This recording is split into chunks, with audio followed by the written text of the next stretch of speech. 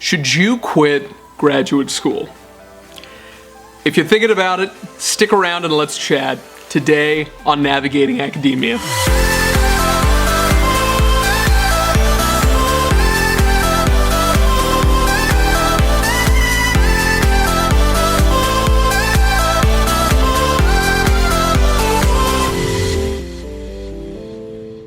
What's up, everybody? My name is Dr. J. Phoenix Singh, and I want to welcome you to this special edition of Navigating Academia, your leading source for guidance on how to advance your career in academia. As always, I appreciate the love, so please do take a moment to be able to like and share this video with anybody who is thinking right now that maybe this just isn't for them, or they're feeling helpless or hopeless in their endeavors. We're going to chat about that today. Subscribe to the channel if this is your first time seeing us. I'm so excited to have you here with us. Hit that bell to be able to make sure that once you're subscribed, you can get notifications about when new videos come out from our channel. And I want to hear from you, so please do take the time to comment below. And you can follow me at the social media accounts below. So today we're going to be talking about one of the most serious things that you may ever have thought of in your life, which is whether or not you should stop your graduate school journey and pursue a different path in life. This is something where we've all been there. We have all felt helpless and hopeless and frustrated and almost like we're wandering aimlessly in the wilderness when it comes to doing our doctoral project and writing up our doctoral dissertation. It is a lengthy process. By the time that you get to the end of it, will have pivoted so many times in terms of the topic area that you're focusing on, your exact project, probably your relationship with other people in your doctoral cohort, with your supervisor, with your department, maybe with the university at large where you are. It is a long and winding road, as they say, and it can be one that has so many obstacles along the way that you may be thinking that this just isn't for you. I can tell you from my personal experience in terms of when I was doing my first doctorate, I definitely had these thoughts. Doing a doctorate is unlike anything that you will do in your entire life. It is a personal and academic Mount Everest. Everything that you learned in your undergraduate studies or even in master's studies will apply to such a small extent that you may even forgot that you went through those studies in the first place. It is truly a different beast. It serves a gatekeeping function unlike anything else. You have to prove yourself in a way that I have found after you actually get the doctorate. No one puts that much pressure on you. There's still a lot of it, but nothing like for your doctoral project. The reason that I say that is, again, that gatekeeping function, right? And the stress that you can feel because of that can really take a toll on you. I want you to remember as we start this conversation that people are going to judge you no matter what you do in life. And this puts a lot of pressure on you from family and friends and your cohort and your university, but more than anything, pressure that we have placed on ourselves in terms of what we expect from our life. All of us during our adolescent years, and usually, these days people talk about adolescence going all the way up to your late 20s, and most doctorates, they start in their 20s or in their 30s. I obviously have a lot of friends who did their doctorates when they were older. My one friend, his name's Pal, he got his doctorate in his mid-70s. So Pal, I love you to death. If you're watching, I have so much respect for you. It can be a situation where adolescence reaches all the way up until your late 20s. This is what people believe now. It used to be believed, okay, you're 18, you're done, or you're 21, you're done. And, the cognitive neuroscience literature just suggests that, it's much more complex than we initially thought. But during your teen years, what happens is that there's a part of your brain, and it's in between kind of your eyes here. It's literally right here. If you want to sound fancy at a party, just say dorsolateral prefrontal cortex, or DLPFC. I guarantee everybody everybody will think that you're a super nerd, which I am, so that totally works for me.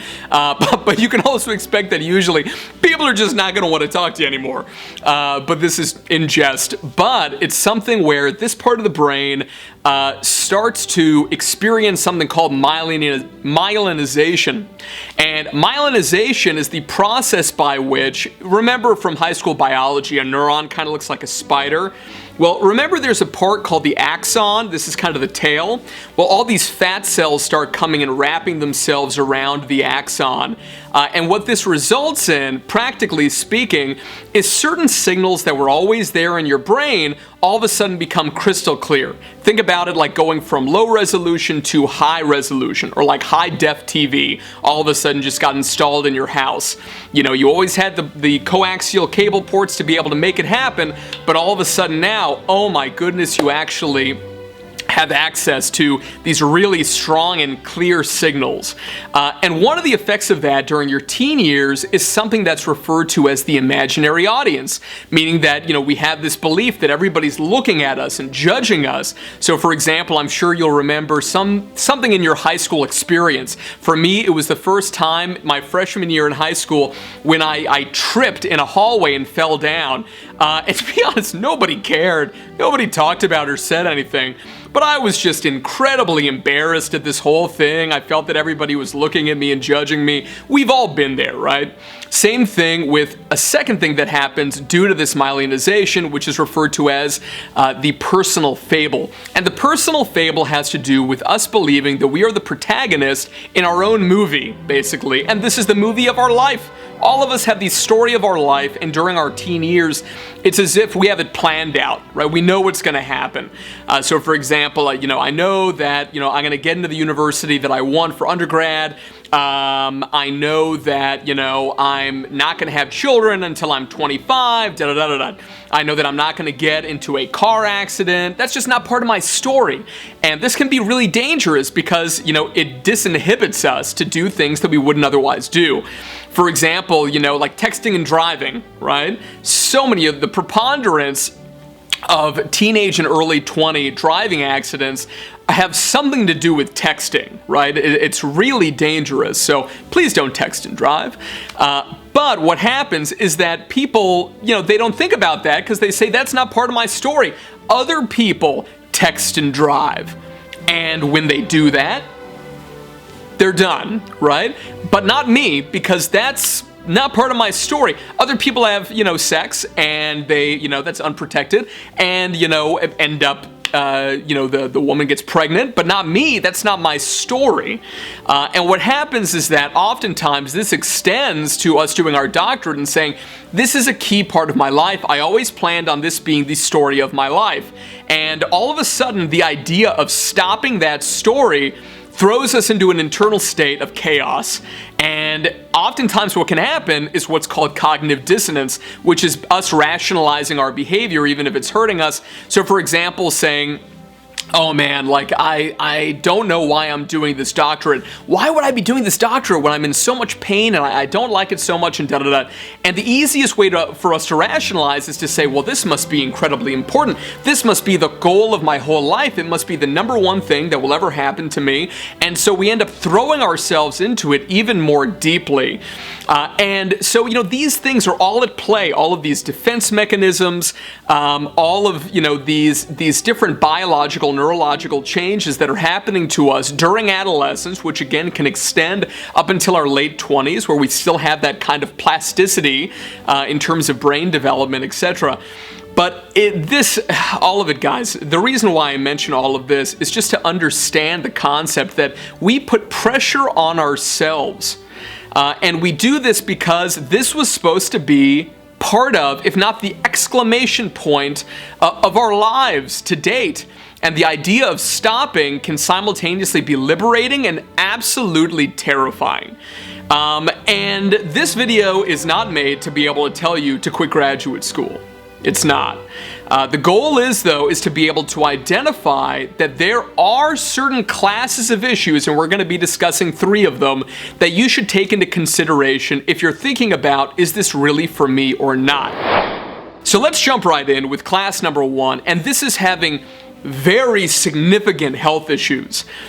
This is if your physical health or your mental health is being impacted to the point where your quality of life is essentially zero. So your physical health, this could be dramatic weight gain or dramatic weight loss. I experienced dramatic weight gain during my doctoral studies. I wasn't taking care of myself, wasn't dieting and exercising, etc. Right, so that wasn't great. And it's something else, which luckily I didn't have problems with, but I know a lot of graduate students who do, is that literally their hygiene will fall away. I had a friend when I was in grad school who literally stopped brushing his teeth. He stopped doing laundry. Instead of, doing dishes and using cutlery, he would go to the store and get, like all the paper stuff, like paper plates and paper bowls. And, he would get cutlery that looked like real cutlery, but it was plastic. And I remember going to his apartment, because he was not in my cohort. He was in a different department doing a different doctorate in a different subject. But we ended up becoming buddies through church, so I would go and see him. And his place just smelled terrible. And you could tell that he just didn't care at all. Everything was falling apart because at the end of the day, he had so much focus on finishing that doctorate. Now, he did end up finishing, and luckily he's doing great now, right? He really is. So he's a professor now, associate professor at a university, which is very well respected. But I just remember these things happening to him. The second piece here is mental health. If it is something where you are experiencing such severe depression, such that you have suicidal ideation, you're thinking about taking your own life, this is something where you need to seek help. You need to speak to someone. And it is not because you are weak or because you're not as strong as somebody else doing a doctorate in your cohort, let's say. This is not the case. It is such a sign of strength to be able to go and seek help. It is something that at the end of the day can provide that support and that protective factor, that buffer against all the risk factors that you usually see when you're doing a doctorate. It is critical that you go and talk to someone. Severe depression, severe anxiety, anything where not only your mental health is being impacted, but obviously in terms of depression and anxiety, which are ridiculously high prevalence in graduate students internationally, these can have very, serious physical, biological consequences. So these things are really wrapped up in one another. Now, I can tell you that having a significant amount of stress, lack of sleep, these sorts of things is pretty normal when it comes to doctorates. So again, it's something though where you shouldn't think that just because there's a high prevalence that this is, something where you are weak or there's something wrong with you, or that it's not justification for you to, if nothing else, consider alternatives. If you're feeling this way, guys, I am just so sorry. I know what it's like to be in these circumstances. I know how difficult it can be, and that if you're watching this video, it may be that you're considering leaving your field. And I want you to understand that you are not alone in this. And so many people have been through it and they've succeeded. And so many people have been through it and have decided to leave and gone on to do phenomenal things. You're not a loser. You're not a failure. If you choose to make that decision, if it's in your best interest in terms of your health. Class number 2 of things to consider is family issues. Let's say that you get into the program and you have a partner, right? You have someone that you love, and this is your life partner, your wife, your husband, whatever the case may be. But you have someone who you've developed this very tight bond with. And the reason that I say you've come into the program with it is because this is the case where oftentimes relationships that start during the doctorate, in terms of actually making the serious commitment of marriage, etc., that usually happens when the doctorate is done. Not always. Obviously, I have many friends who ended up not only getting into relationships, but getting married during their programs. But I have found that largely that's the exception rather than the rule. just my experience. But having a partner, getting into this and having them support you and you supporting them, it can end up being very frustrating for them seeing you not only go through all this stress, but it's very understandable that you are going to not be able to emotionally be as present as you may otherwise be, let alone physically present. And that's something to have a very serious conversation with them about before even starting the program, and making sure that communication is very open so they understand what you're going through as the process continues. It can be very trying, a very difficult situation for partners who have not been through these kinds of studies themselves to really get what you're going through, and that can be very, very frustrating for you as well as for them. And of course, it gets even more complicated if and when you have children during this time period, where you obviously want to make sure that they have a very healthy attachment to you and that you're physically present and again emotionally present. And if you find that you're spending so little time, you're running out of money to be able to support them, if that is your role, if that secure attachment is not forming with your child, and if you are unable to meet the love languages of your partner, this is something where you really need to take a step back and think about the priorities in your life, because there is nothing more important in this life than your family, let alone your children. So this is a class of issues to really be thinking about. And all I'm trying to do here is to be able to provide you with the general structure of things to consider. Not to say that just because maybe you've had a few more arguments with your partner, or that instead of going to every soccer game with your kiddo, you're only going to every third soccer game, but that you should, leave your program. All I'm saying is that in terms of a structure for you to think about these issues, this is a really important one. Number 3 is if you're having career issues. And what I mean here is that maybe you're just no longer passionate about this career. Maybe you've been exposed to certain things in the career where you say, this is totally different than what I thought it was going to be, and I just don't agree with what's happening in this field, or the individuals, who are in the field have a very rigid structure that's going to make it near impossible for me to be able to have upward mobility, or it's a field that's kind of on its way out. I've had several colleagues where that has happened during the course of their doctorate. These fields can change very rapidly in certain cases as literatures build and certain things that were once in vogue stop being in vogue. The second, of course, is that if you have a compelling alternative opportunity. I went to graduate school with someone who was incredibly talented and so smart, and during her doctorate, she got a job opportunity from a leading consultancy company that was going to pay her 6 figures, had such a supportive mentor and boss. It would give her the opportunity to travel, which was so important for her, and where she would be able to still operate within the discipline, but from a different perspective than an academic one. And she took the opportunity. It's now been almost a decade, and she's still with that group, and she has had a phenomenal life. She would not have had that opportunity if she had not made that very difficult decision to say, you know what, this is much more alluring and has a lot more promise of a healthy and happy future for me than staying in this graduate program. So if you have an opportunity that is too good to pass up, you should simply use that as one piece of evidence in terms of your consideration process. Number 3 in terms of career issues is if it is getting to the point where it is simply taking too long to justify your continuing in the field. With the doctorate rather, not in the field. What I mean by this is I have friends who've been doing their doctorate for over 12 years now. Same doctorate, barely getting paid anything. They've got side hustles. They're driving for Uber or for Lyft to be able to make ends meet. They've got 2 roommates. They've got no social life whatsoever. They're certainly not in relationships. All they do is their doctoral projects, and there's really no sign of anything letting up.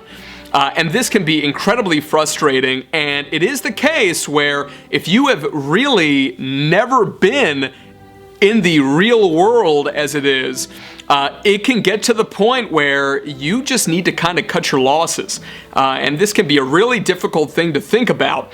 But if you're going for, 12, 15, I had one colleague 20 years doing the doctorate, which seems impossible, but they had a lot of stuff kind of going on. I don't know why the program didn't essentially cut them after that period of time, which is ludicrous. But they ended up getting lawyers involved to make sure that they didn't kind of, end up getting kicked out, etc. They were, an ABD, all but dissertation. And oftentimes when that happens, they'll just essentially let it linger almost, permanently. And, without charging, any additional fees to that graduate student and just assuming that it's never going to happen. So this is a situation where you really need to think about if it is taking, such an absurdly long time to do the doctorate, is it something where to be able to get out and be able to explore opportunities other than this may be a wise decision for you? All right, everyone, thank you so much for watching. I want to hear from you in the comments below. Are you thinking about quitting your program, and why? And have you sought out advice on making the decision, and what have other people been telling you? What have they been communicating with you? Remember not to jump to conclusions, especially emotional decision making is not a good idea. Don't make life-altering decisions without a considerable amount of forethought and communication with the people in your life, especially your doctoral supervisor if you have that healthy kind of a relationship. And if not, there of course will be people at your university who are independent, who serve this kind of counseling function that you can speak with. I personally decided to be able to stick with my graduate studies despite hardship. Everything obviously ended up working out great. But I can tell you that there were days where it was really tough. It was really hard. And not making those emotional decisions, not jumping off the boat, ended up being a good decision for me. But I can tell you that my career, even after the doctorate, has taken so many pivots, and you got to be ready for those pivots and get off that this sense of having this personal fable that your life is going to be exactly what you thought.